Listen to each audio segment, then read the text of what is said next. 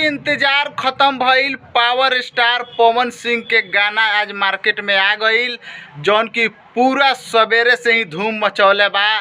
भक्त लोग जो नाराज रहल कि आखिर पावर स्टार पवन सिंह के गाना आवत काहे नहीं के, का रीजन हो सकता। सोमवार के खाली पोस्टर रिलीज होकर रह गईल, जौना कारण से भक्त थोड़ा सा नाराज रहन कि आखिर पावर स्टार पवन सिंह के गाना कब आई। तो इंतजार ख़त्म हो गईल बा।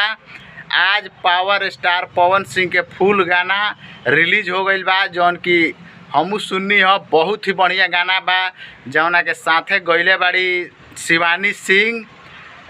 म्यूजिक बा सरगम आकाश के, जौन नाम तनी चर्चित नहीं है लेकिन पुराना नाम बा। बहुत बढ़िया म्यूजिक डायरेक्टर और लिरिक्स से रोशन सिंह विश्वास के बा। बहुत ही बढ़िया राइटरी, बहुत ही बढ़िया वहाँ के लिखले बानी।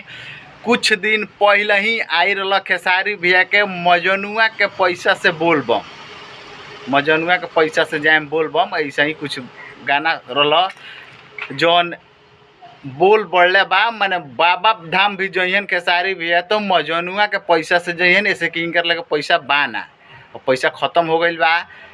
ई का गाना के बोल भी का सिलेक्ट कर ली है, इनकर कोनो ठीक नहीं। चली बाकी ई गाना जेपी स्टार पिक्चर भोजपुरी पर आइल बा, जौन की एगो ना और बहुत सी 7-8 गाना रिलीज भइल बा, जौन की पवन सिंह ऑफिशियल से भी, माँ अम्बे भोजपुरी से भी आ सकता। प्रियांशु सिंह म्यूजिक डायरेक्टर के कंपनी एगो अपन कंपनी बिया मीरा म्यूजिक, उसे भी आ सकता है। और बहुत ही गाना पर्दा के पीछे रिकॉर्डिंग भइल बा। जैसे ही कोनो भी प्रकार के अगर लेटेस्ट खबर जैसे निकल के आवता RST ब्लॉग पर सबसे पहले रुआ के देखावल जाई।